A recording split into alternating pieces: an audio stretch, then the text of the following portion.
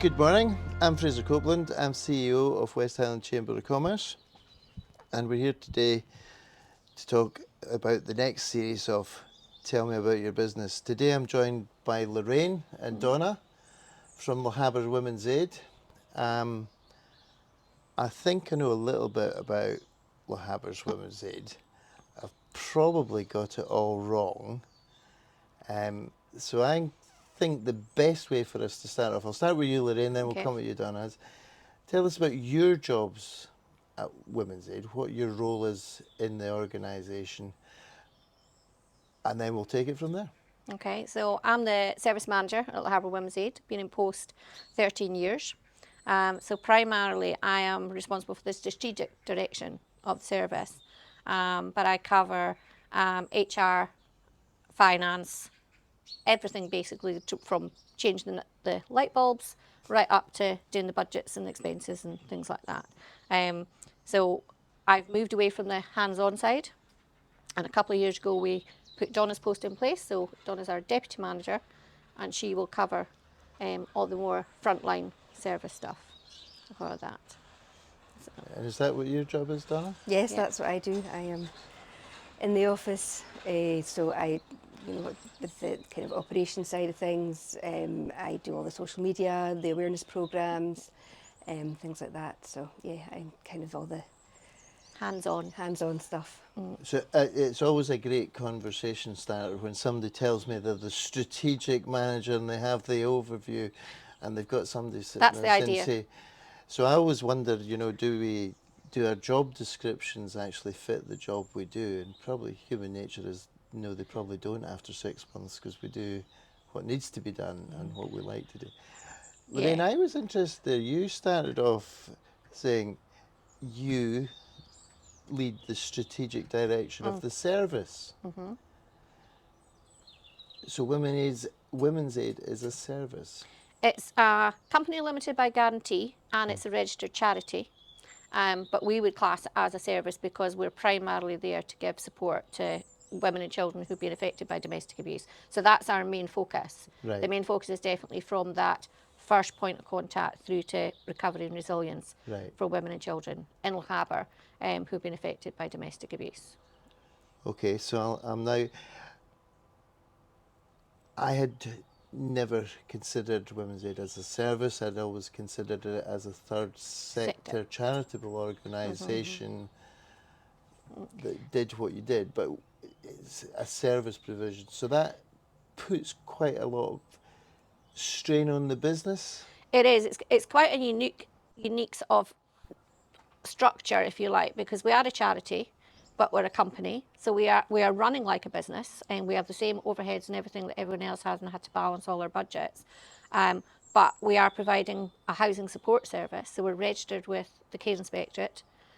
So we have to be put in a little bit of a box in that respect to get funding. But I think if you asked any of our workers what is our purpose, it is there to provide that one-to-one support, because that is the fundamental aim of our organisation.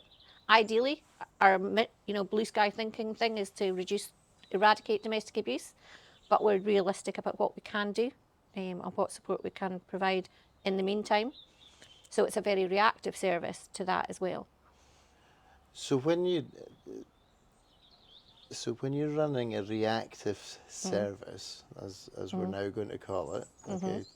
So we'll worry, but I'm going to come back to balancing the books, okay? But when you're running a reactive service, now I think you kind of alluded it.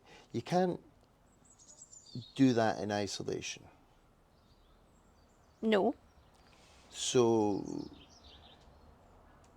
in that sort of holistic view, as a service provider, who are the services you're working beside? Who are the other support services? So in order to support our clients, we do have close partnerships with people like housing. So housing, social work, police, they are three main sort of partner workers, because they're all involved with the same clients from the moment of, say, an incident that occurs where the police become involved, to maybe social work being then called, and then women and children maybe having to flee their homes.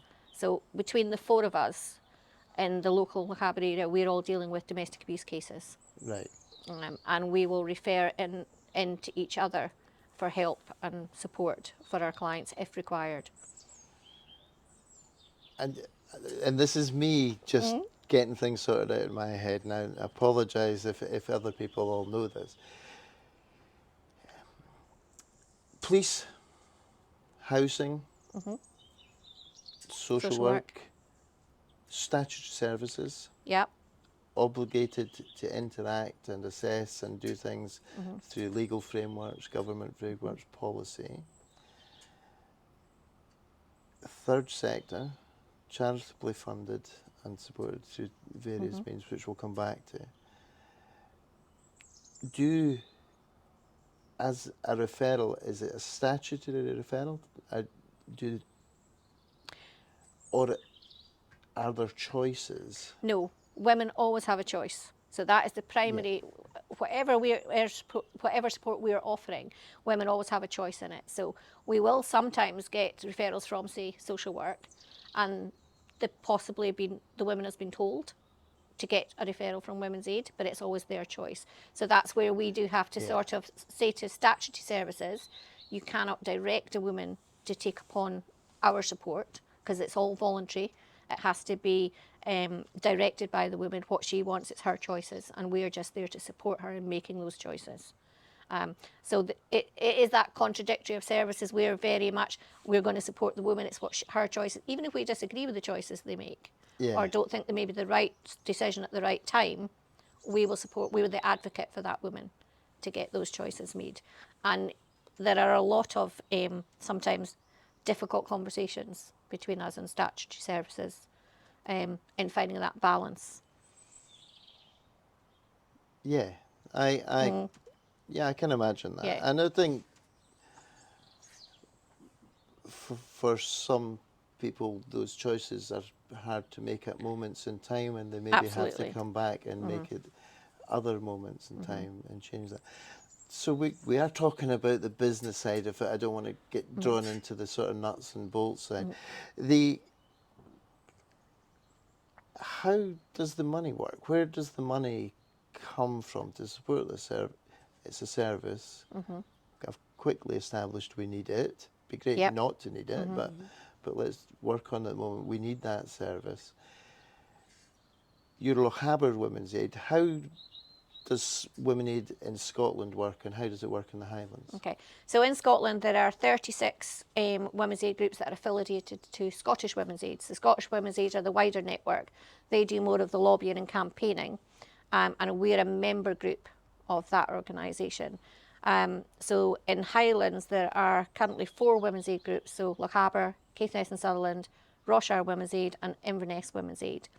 And as from April 2026, we have got 2 additional partners who provide, we've got victim support, who now provide a domestic abuse service for male and trans people.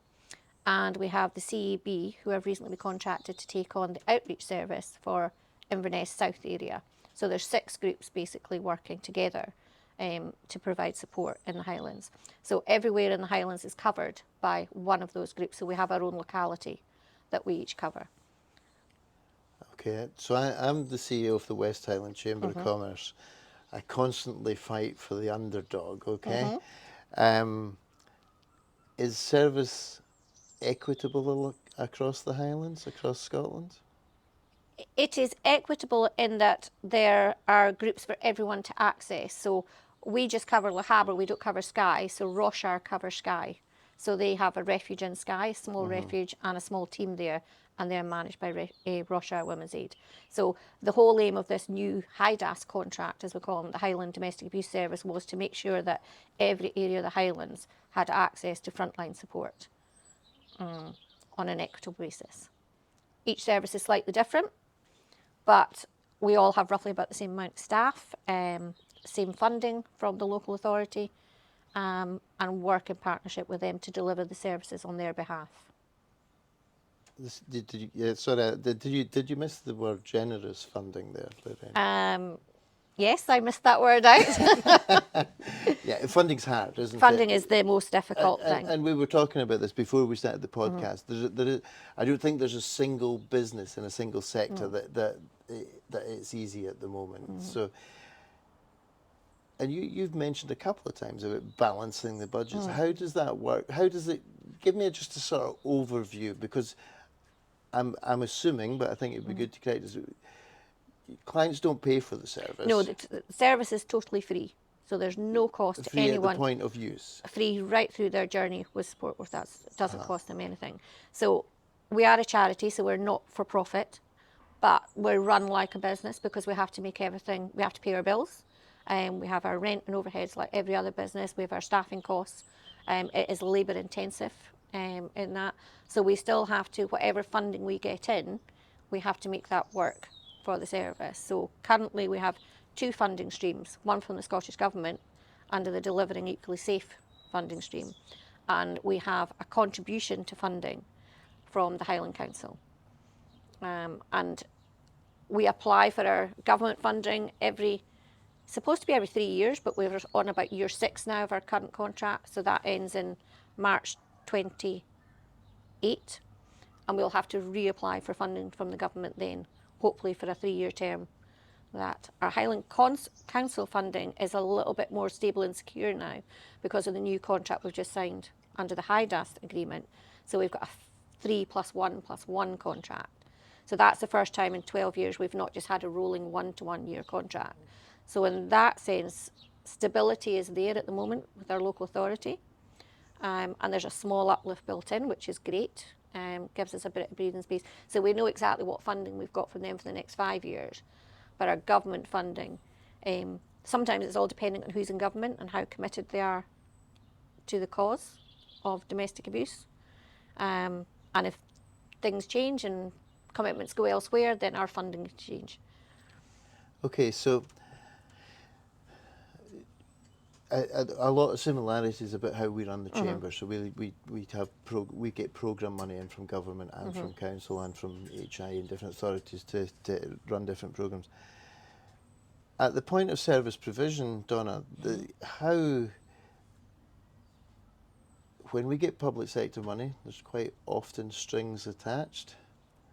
How much autonomy do you get at the point of service delivered? Because let's face it, you're dealing with people. Yeah. And there isn't a one-size-fits-all solution for people in situations. So are you bound by policy from Scottish Government, from criteria to be met within the council? Does that affect you in the day-to-day delivery of service? We do have outcomes that we need to meet, but I wouldn't say it's anything that directly affects our service or what we provide, no. And I would imagine service delivery across Lochaber looks hugely different in Fort William to it looks in Ardnamurchan, to Malig, to Kinlochaber, because communities all function in different ways. So, but then every woman that comes into us has a different background, different stories, different needs. Certainly in outlying areas it is different, but everyone's story is different. Everyone has, so it works that way too. Yeah. So we will travel to like Ardnamurchan or Malig or Dura or Kinlochaber to meet up with people if needed, or if they can come in, that's great. But no, we travel all over the Lochaber area. It would have to be. Yeah. So if you're operating a service, which very often I imagine is at a point of crisis. Yeah, it is a crisis intervention service. Yeah, you have to be doing that. So thinking, if we then think, I've got a kind of idea of how it works on a day-to-day basis, and public sector money is great, and it's great. I'm delighted that you're getting support from the government and the council, but I understand that you have to report back on that, you have to perform, you have to provide the data, and that helps us. I think every business in the Highlands, I have to ask them this, what's it like for getting staff? And keeping staff. It is difficult. I think that's probably, we're obviously a very niche field in Lochaber and even in the Highlands and even in Scotland, because there's only a small number of sectors that deal with domestic abuse. Staff pay is hard to compete with, because once we know our funding, that's it. We don't have salary increments, for example, to give, because if we get funding for 5 years, that's our funding for 5 years, that's all you get. So it's very difficult. We sort of try and focus on the more health and well-being side of what we can give people in working place and creating a good work environment, having additional benefits that maybe don't always cost us money. So creating that really healthy workplace to be in. We've utilised the chamber for that, for example, for our staff health insurance, which was a great benefit we didn't have before. And that gives people a small thing back, but gives them a lot of reassurance in what the company want to do for them. Staff retention is, we do lose staff sometimes because it's a small service and there's not a lot of progression for people to go on and do other things in the, you're a frontline support worker. We've only got the 3 roles: frontline support, deputy manager, manager. So you're having to be quite creative in making an environment where you can't compete with higher salaries. We pay the living wage, which is great. We can manage that, and we budget that in, but we would always want to pay more, and we don't have a big pool to draw on when it comes to recruitment. So when we do have a vacancy, I've certainly seen in the last 10 years the number of applications go down. It's harder to attract people, whether that's there's not as many people out there. We're flexible in our sort of working week, trying to accommodate shift patterns. Obviously, we're a women's only service, so we only employ women. A lot of women are restricted with childcare because childcare is expensive in the area. So a salary has to compensate for that, particularly if we're looking as well that we do attract a lot of women who are maybe single parent families and things like that. These things have to be considered when they're working. Can they get to work for 9 o'clock and get their childcare and everything else, transport, all in place for that. You have to have a car to work for us because we've got to travel the mileage each day. So there's lots of things that working in a rural, remote area you have to consider. Challenges, yeah, yeah, absolutely. And I think, I'm not trying to reassure you or patronise you, but I think every business I speak to will pretty much tell me the same things. Now that's even, industrial units, where public transport, they're reliant on staff being able to get to their place of employment, traffic congestion around the town, lack of housing, affordable housing, all these things are challenges to West Highland businesses. Donna, resilience at the front end, how varied and quick thinking do you and your staff there have to be on a daily basis? Very, and I think resilience is a big part of the job, not only for the staff themselves, but for the women we work with. Building their resilience is a big part of our job, especially once the crisis point is over and things are beginning to settle down a bit. That's definitely something we look after, and we have to look after in our own staff as well. That their mental well-being and they're able to come to work and not. It's a difficult job, so they need to be able to have that within them to be able to come in, and we need to support that in them as well. Because they're hearing a lot, aren't they? They're hearing a lot on a day-to-day basis. So you need to be quite tough, have that tough exterior, but we've got to remember that you can present being tough and that, and resilient, but resilience is inward. Yeah, and we've really got to make sure that our staff are looked after, got time to offload and build, and have that downtime away from, because our job is, it's a hard job, it's quite doom and gloom sometimes, so you're not getting a lot of good outcomes every day. So resilience is key to being either a worker in the support field of any field, but particularly within the domestic abuse sector. I think also, as and I'm making assumptions, but as a line manager, as a overall service manager, there has to be resilience there, because you have this end of the spectrum, but you have that, and you're sometimes caught in the middle. So, which is kind of where does the Chamber of Commerce fit in? in your organisation? What are we What you're there not for doing? or doing. What are we not doing well enough? What could we do more of? And where are you getting support from the chamber? Are we adding resilience, or are we adding a burden to you? No, I certainly don't think it's a burden. I think for me, when becoming a member of the chamber was first sort of mooted to me, I was a bit like, oh well, we're not a tourism business. You know, we're not agriculture. We're not the typical things I would associate with businesses in the Highland. And it was actually a bit of a change of mindset. Actually thinking, well, what could the chamber do in that respect? Because we are such a niche field. But at the end of the day, we are still a business. So I have utilised like your employment training, employment law training and workshops and webinars, things like that. We went on your AI workshops, which were just mind-blowing to me because I knew nothing about it and was quite resilient to it. So Donna loves the AI. So we use more of that side. Certainly the benefits of the HR Quest system and the health insurance has been beneficial in being a member, and the people we meet at some of the networking events, because we're certainly getting in touch with other companies. And I think that's one of the things we would hope to develop through the chamber is raising the awareness of domestic abuse and the services we provide with your other members, because they're not people we're typically in contact with as a business. We're in touch with the statutory sector, but certainly not the business environment. And I suspect there'll not be a single business owner or manager who doesn't think at some point, I could do with some support for a member of staff. Maybe this is here, maybe that's there, you know. So I think from my point of view, and from speaking to you today, I want to work closer with you, Donna. You mentioned social media. Yep.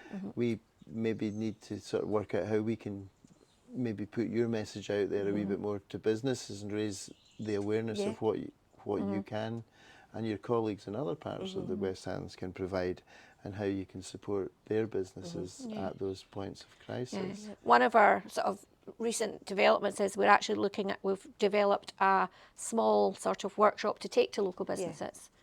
So that is something we could go into a workforce and just give them that basic overview of what they could be looking for in a workplace. I think that we'd love to work with you on that, because we've done that as well with people with drug and alcohol issues, you know, turn up at work, all these sort of things, because every employer has a duty of care to their employees to make sure that they're getting. And we've seen some really good examples of local businesses being very supportive of employees who've going through a difficult time, and you know, like adapting shift patterns and things like that to make it easier for them. So all these things are really good initiatives that we could work together on.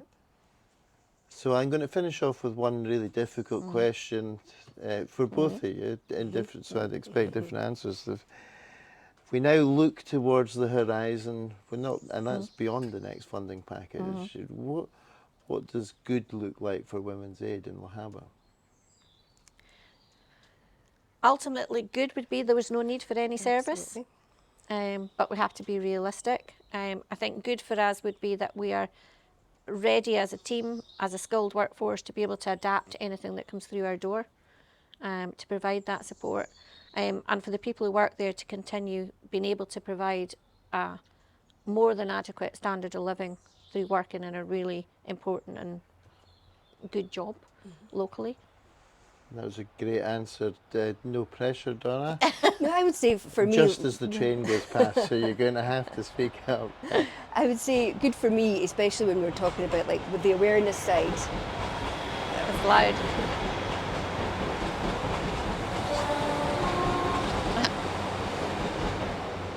It's an occupational hazard. Yeah. It's okay. With like awareness and prevention and things, would just be that, you know, Lochaber Women's Aid are known as the people to come to when, you know, any questions, and you know, and that we have that a more open relationship with everybody, you know, schools, businesses, whatever within Lochaber. That you It's know, a safe space to come and ask the questions. Yeah. Absolutely. That's great. Yep. Okay, Donna, Lorraine, thank you very much Thanks for asking us. your time today. Yep. I hope Is this your first podcast? Yep. Yep. It wasn't too torturous? No, it was was fun. it? Yeah, it was good. No, that's great. Thanks very much, and I'm sure we'll get you back to talk about other subjects That'd where be we great. can in the future. Look Thank forward you. to it. Brilliant. Thank you. Thank you. Thank you.